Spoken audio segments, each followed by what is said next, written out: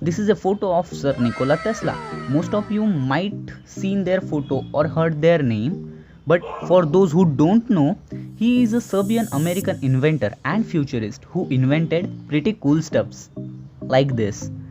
In year 1907, they patented a device called wireless power transmission and generation technology. In short, we named it as a Tesla coil. We are going to make a smaller version of a Tesla coil called Slayer Exciter. It's basically a circuit which self-tuning and resonating like a Tesla coil. So let's get started. These are the components we needed. Also, you can use any NPN transistor of similar specs. Here something is missing. This. Okay, so now it's time to explain the circuit. Positive 12 volt is supplied to the base of transistor by the use of resistor to protect the base of transistor. Also, 12 volt is supplied to the topmost winding of primary coil. Transistor gets switched on as current flows, which induces magnetic field in a primary coil of a transformer. As you know, transformer is subjected to some laws. To obey it, secondary coil opposes the magnetic field and produces EMF inside the coil, and the polarity of it will be same as the primary. But to produce EMF in both coils, it should be wound in opposite directions. It is a tank circuit, means capacitance with the environment. From here, the high voltage of secondary is dissipated to the environment. Usually this has a capacitance value of 1 picofarad, but it can be increased with the top load. As secondary coil produces EMF, it pulls down the transistor to the off condition. Because of negative terminal of a coil is connected to the base of NPN transistor, which switches off when negative polarity is applied to the base of it.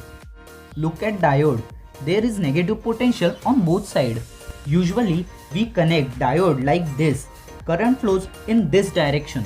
But what happening in here, in reality, the secondary negative is at much lower voltage, for comparison minus 18 volts, and our positive of diode is at minus 5 volts. So it much more positive than the secondary negative terminal. So the diode works. As transistor gets off, positive voltage from supply turns on it again and whole cycle repeat itself. This is how Slayer Exciter works.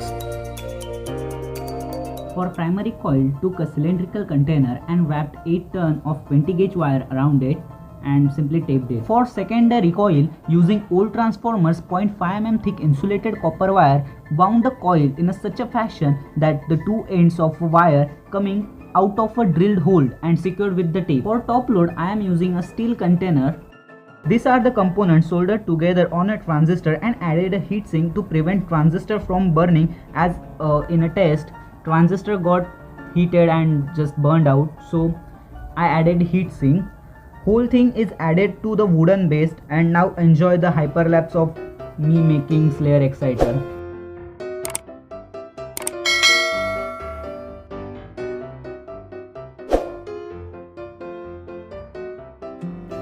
After adding top load, our Slayer Exciter circuit is ready to use. The only thing is remaining to turn on the power supply and hope it will work.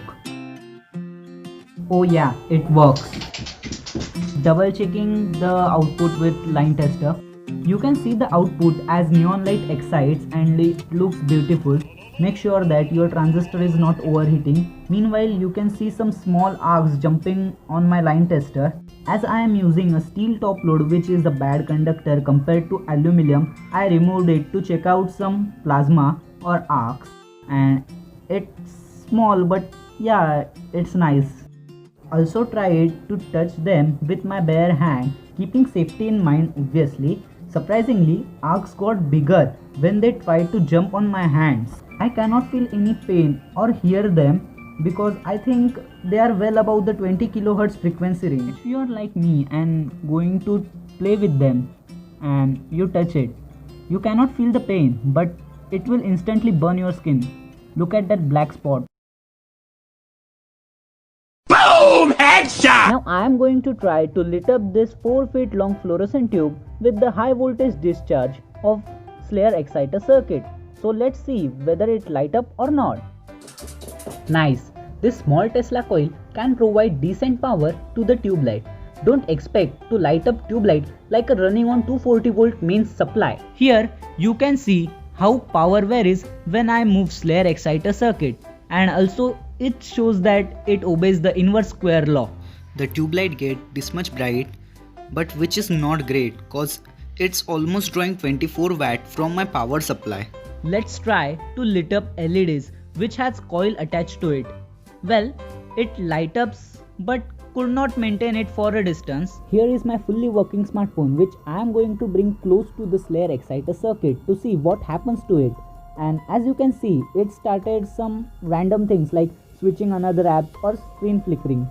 Because of strong electromagnetic fields generated by the Slayer exciter circuit, it just starts messing with my smartphone's display. That's it for today guys. If you enjoyed this video or have a suggestion for me, then feel free to comment down below. Also, do consider subscribing to my channel for more amazing content. And as always, tata, bye bye. I will explain you about the circuit simultaneously with the